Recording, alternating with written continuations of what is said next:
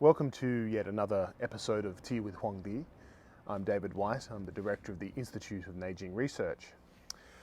Today we're going to be talking about engaging with the Neijing, engaging with the text, and developing our understanding of how we should approach the text as both clinical manual, theoretical discussion, and practical application of a medical style. The tea today, least importantly,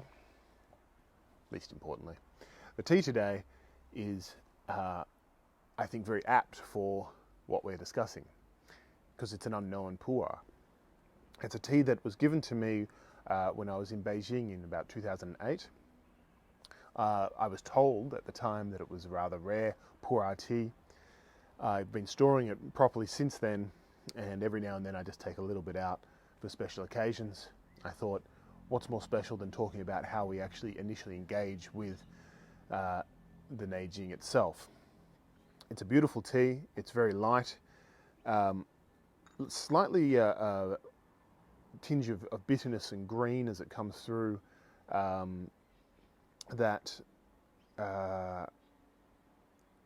I think is quite rare for pu'er. It doesn't have that thick syrup to it, and even though it is autumn or fall here, it's a beautiful sunny day. It's nice and warm, so it's a good tea to drink for today.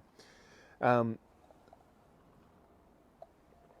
I'm drinking out of one of my raw clay gaiwans, which I actually really love drinking tea out of a gaiwan. It just doesn't look very classy. Well, maybe it looks classy, but it doesn't. Sometimes you spill it all over yourself anyway. It's very good anyway. It's a great tea. I will find someone who can identify it one day. So far I have had no luck. And the gentleman who gave it to me has since passed. So today is about engaging with the text, engaging with the Neijing. I have my copy here of my Lingshu Jing. This is one of my copies of the Lingshu Jing. I have multiple copies of it. I have multiple copies of Unschul's Lingshu Jing, which I think Unschul's Lingshu Jing is an exceptional and really the only true scholarly attempt to translate this book for the masses. And I recommend that people have a copy of this if you're going to study the Neijing, whether you speak Chinese or not, or whether you speak English or not. It's worthwhile looking into. Why is it so beat up? It is because this is my one to use and abuse. You can see I've had to tape it up. It's got tea, it's got blood, it's got sweat, it's got tears, and all of that. This one actually is a little bit, this is one I use specifically. If I go to here, like for instance, the Zhouzen Shirayan, that I put the pinyin in there, and that is to help with my own language studies. And also with my teaching, so I can have the pinyin for my notes, for either my teaching or for my students to have access to that pinyin as well. I have done that with the entire text. I've done it digitally with the entire text as well, and I've also translated the text myself. But I'm an amateur. It's not something I don't think I could ever publish my translations. I'm an amateur translator, but it has helped me engage with the text at a different level, and I use multiple translations to guide my own translation as well. So there it is. It's got quite a few tea stains on it as well. That's how you know it's good quality. And to it's California Press, I think it is, University of California Press. This book has been all around the world with me. It has been through hell since it was published, and I must say it's held up really well. So kudos to you. So we have to talk about one, engaging the text and then building a relationship with the text. And this extends to all aspects of reading any book really, but also reading any East Asian medical classic. The Neijing is different though, than most. One of the big differences with the Neijing, particularly in the medical tradition, is that we do not have a sole authorship that we can connect to.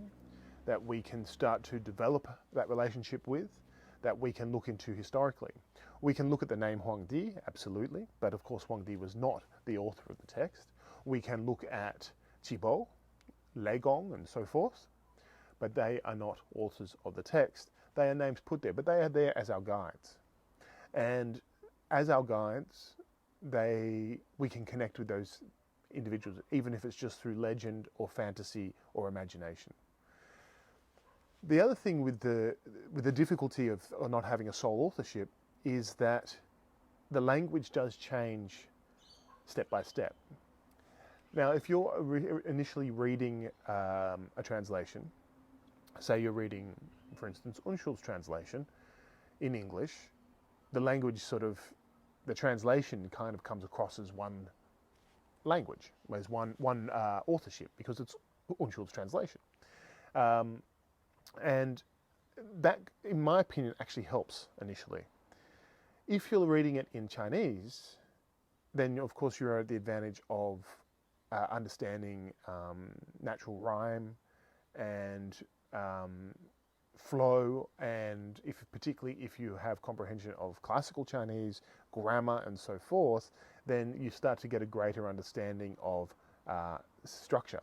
And structure is very important when we start looking at these classical texts. But is it necessary to read the text in Chinese? To be a competent practitioner, no. To be a scholar of it, yes, I think it's best. I'm constantly trying to improve my language skills so that I can read the Neijing better in its native language. But still, even then, reading a Han text, even using modern interpretation of traditional Chinese, is still not ever going to be the same. But we do our best with it. We can study the etymology of particular characters. We can study the principles that come within the text. And that's the whole purpose of the Institute of Neijing Research. The idea is to study the text. And all I'm doing is I'm bringing my studies, and particularly, more than anything, my clinical experience with the Neijing, and of course within the lineage as well. We're talking about 80 years of current living practitioners, which is myself and my teacher, of clinically applying the Huangdi Neijing. And that's not including other teachers that have been influencing or anything. That's just purely our clinical thing. It's 20 years for myself and 60 for him. So, the clinical interpretation is vital, and that's hopefully what is going to really help you as a student to engage with this text. But how do you initially start? And that's a lot of people go, well, where do I start? The absolute basis for all study of a text is to read the book. Start at chapter 1, start at Su Wen chapter 1, work your way to 81. Start at Ling Shu chapter 1, work your way to 81. Now, that's the current format of the Neijing. We have those 81 chapters for each Su Wen and Ling Shu, and we have a commentary on it as well, which may help some people. My suggestion is always start reading. Do not read any commentary whatsoever. You will most likely not understand a huge portion of the text, but just read it. Just read it as is in front of you for that time. And that's what I find quite shocking for most people, is that they have not read the text. Now, when I first read the Neijing to the best of my abilities, I was 14, 15 years old. I was still at high school, so I had not enrolled in Chinese medicine to study, but I knew this is what I wanted to do. So I read what was available to me. I had translations given to me by a teacher. I had, which were actually quite good, but from nowadays quite rough. I had Veith's, 32 chapters of the Su Wen. I had some of the works of Lara and Elizabeth Rocha de la Valle's discussions on Neijing and classical concepts.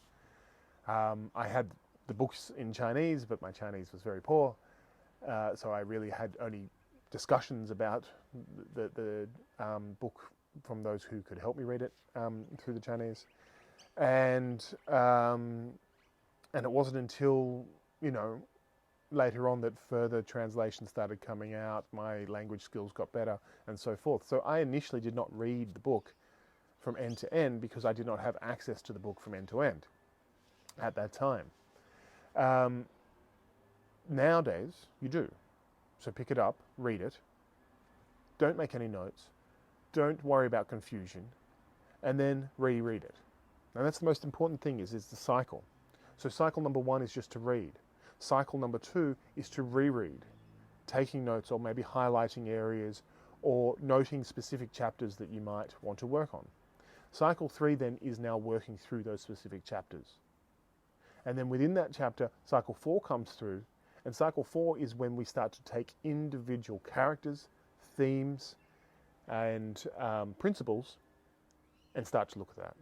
The 5th cycle is the most important, and that is when we try to implement all of those themes and characters and principles into clinical practice. So you have to go through it. It's like a washing machine. The further you go through it, the greater the clarity becomes.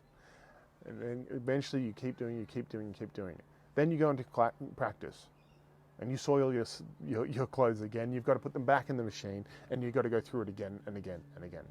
And that's the best way to start to approach any classical text. It's the same as if you were to approach non-classical texts. For instance, the works of Zhuangzi, as in Zhuangzi. That in itself is also quite interesting in that it is quite a complex and cryptic text. Obviously, it is an ideological text, so it's a little bit different. But it's also stories and things like that. So you connect with it individually. If 6 people read Zhuangzi, then 6 people could come away with different ideas on what he was trying to relay to the reader. And that's one of the beauties of the poetry of Zhuangzi. Dao De Jing the same. Huainanzi very similar. But with medical texts, it's different. You know, the Neijing, the Nanjing, the Shanghan Zabing Lung Bai Jing, Jia Jing, all these sorts of books, they are manuals. So they are instructive texts in order for there to be a specific result, which is clinical efficacy, which is, to be a physician. The difference is, if you take something, for instance, like the Shanghan Zabing Lun, the greatest herbal text, without a doubt, to have been written, one of the greatest probably medical treatises to have ever been written in the history of mankind. The Shanghan Zabing Lun is a little bit easier to read. It's beautifully sectioned.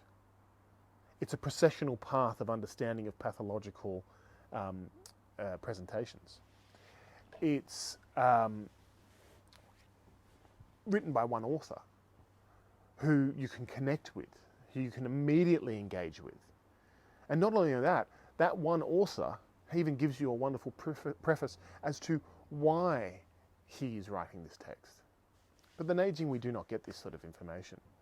The Nanjing, we don't get this sort of information, but the same thing. It's quite easily structured. It's very much likely written by one individual.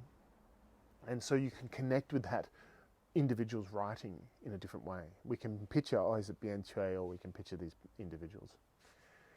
So I think the imagery of what the Neijing gives us is quite important. It's a discussion, it's a conversation, much like this, where 2 people are sitting down. I'm not going to pretend to be Huangdi Ochibo, but all we're doing is sitting back and we're listening to this conversation. There's a lot of assumed knowledge in the Neijing, whether it's language of the time, whether it's certain theories such as yin-yang or wuxing theory, whether it's understanding of medical practices prior to the Neijing being written, use of bian stones, cauterization or moxa techniques, the pre-Shaozen, the pre-fine small needle era of toxic medicinals and crude implementation of technique. So there is a lot of pre-knowledge. There's also the understanding of the era in which it was written, being the Han Dynasty. Very fascinating era of human history where we had development of elements of philosophy, politics,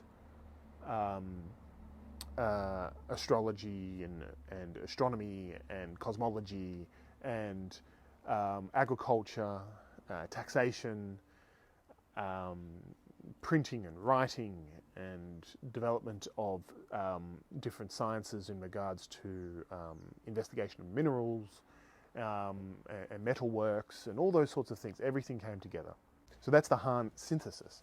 And when we are looking at the Neijing, when we are looking at this, we're trying to get this understanding of the environment in which the Neijing was actually developed.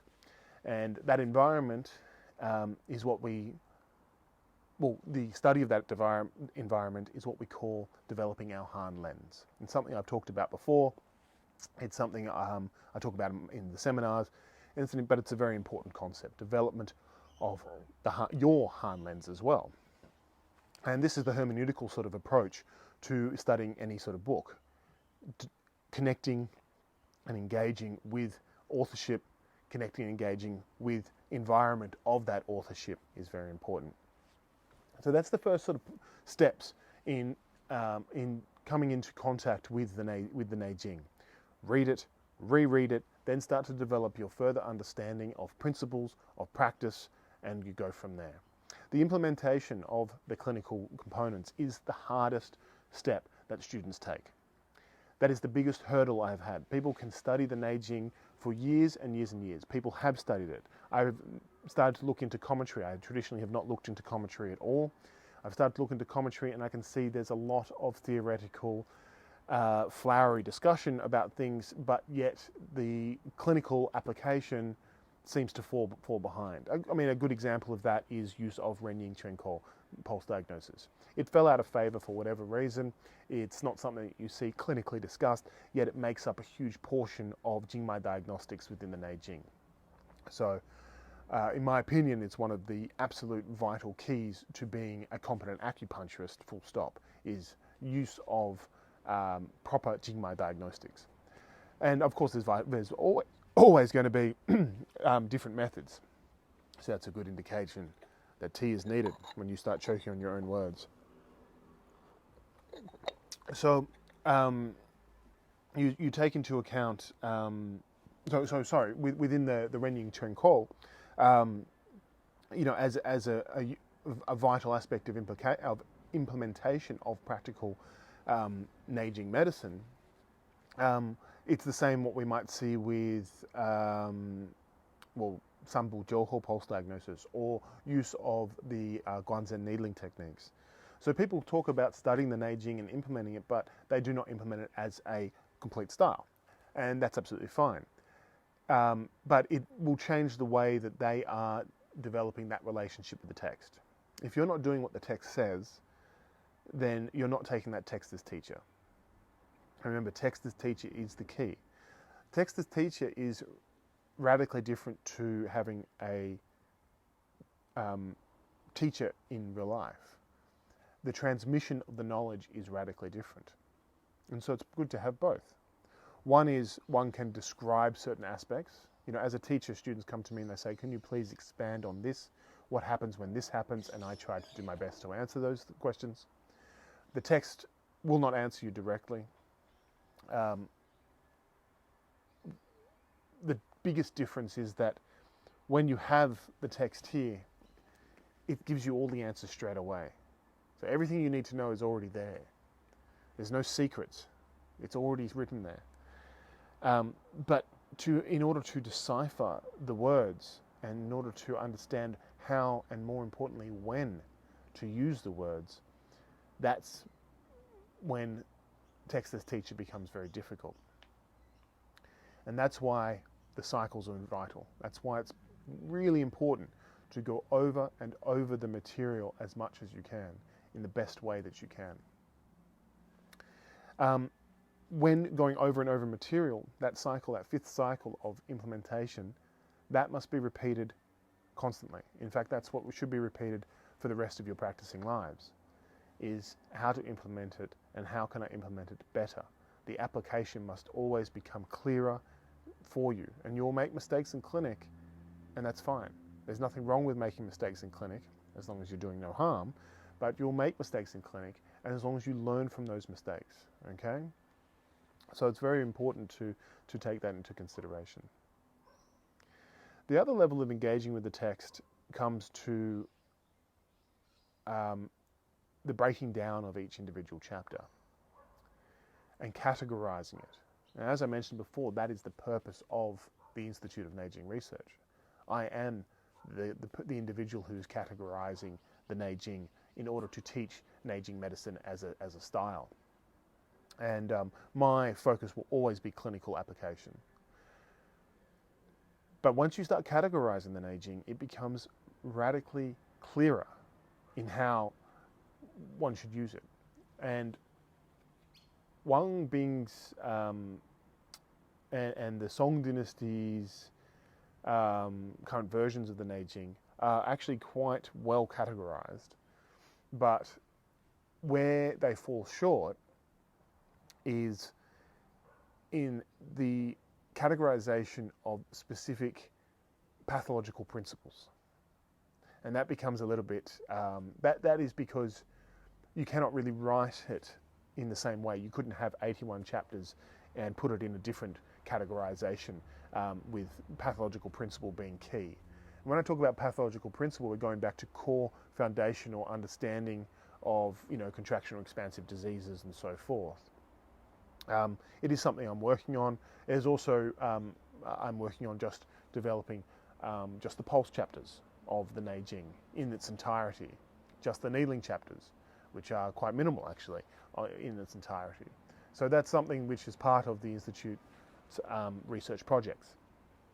And the other thing, and this becomes the more advanced application of engaging with the Neijing, of engaging it theoretically and practically, particularly the latter, is that you must challenge the text in the same way that you should challenge your teacher, in the same way you should challenge yourself.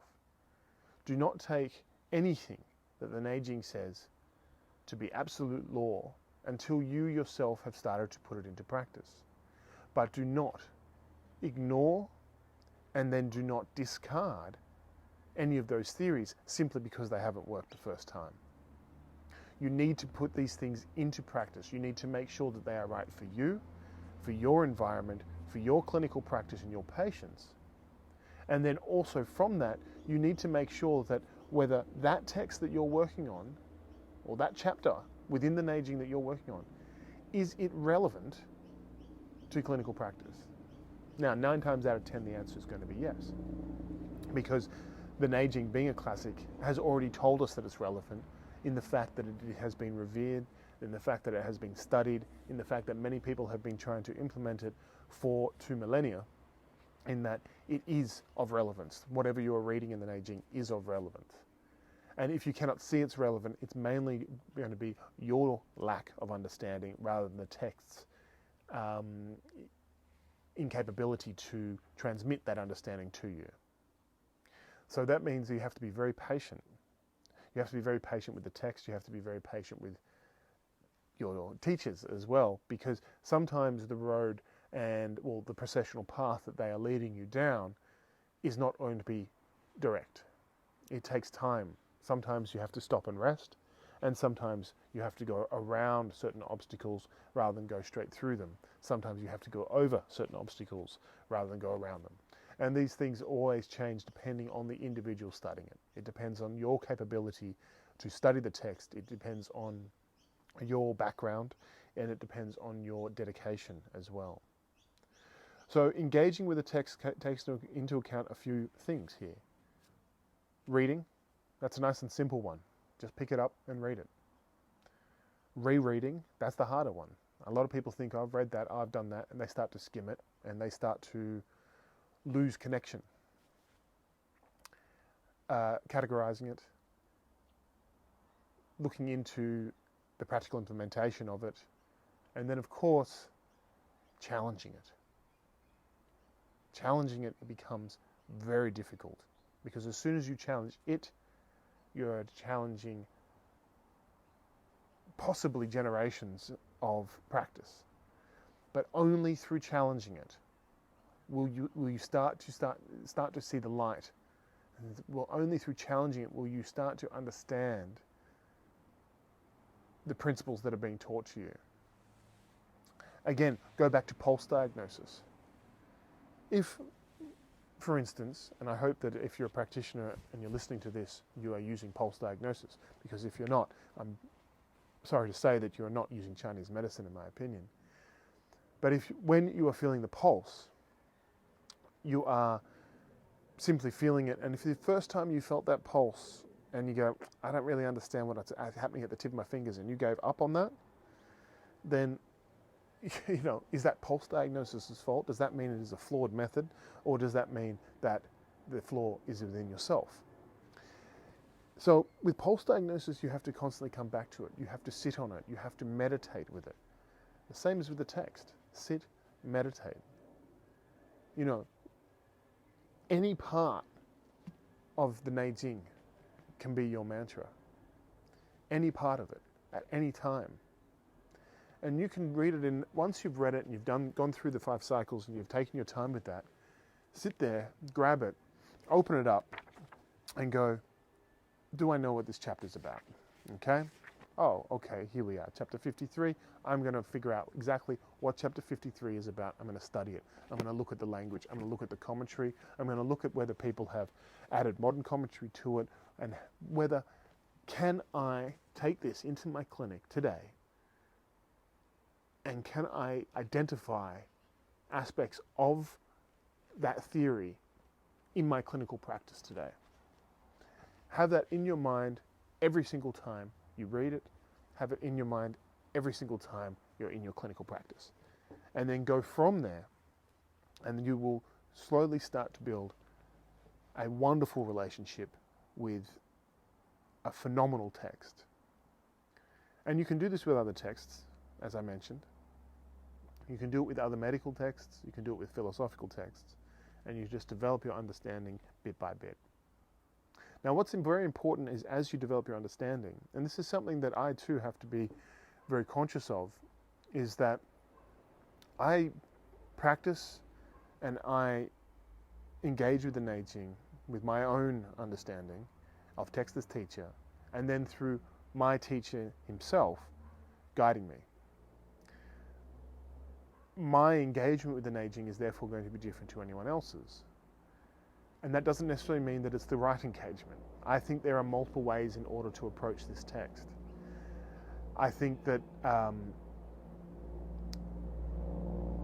language studies, cultural studies, geographical studies, all of those things can strengthen you in your understanding of Neijing medicine. We don't all have the time for that. But that's only a small portion of what will strengthen your understanding. The only way to really become a Neijing medical practitioner is to practice the medicine of the Neijing. It's that simple. And the only way to do that is to get out there and do it. So if you're doing, say, some of my seminars, then you're going to take into account some of the theory there. You've got to be conscious with it. Now, when your patient is sitting in front of you, and you're trying to get an understanding of what that patient is there for, the text may not come flooding to your memory, and you might start to get a bit of confusion, which is why, if you do my seminars, you'll understand that I constantly try to simplify and develop I often call it a mechanical or raw approach to the Neijing, where you know that you can create change in a specific manner, what we call the directional medicine, and you can build on that later. So you must simply give it a go, understand if that go has worked, go back to the text and understand where you went right or wrong, and then do it again. And that, in my opinion, is the best way to first engage with this text, to first understand its abilities, and to develop your own. I hope that made sense. Meditate on it, ruminate on it. If you don't like it, challenge me on it. Find some unknown tea to take you into that understanding of unknown medicine. And I'll see you next time. Thank you very much.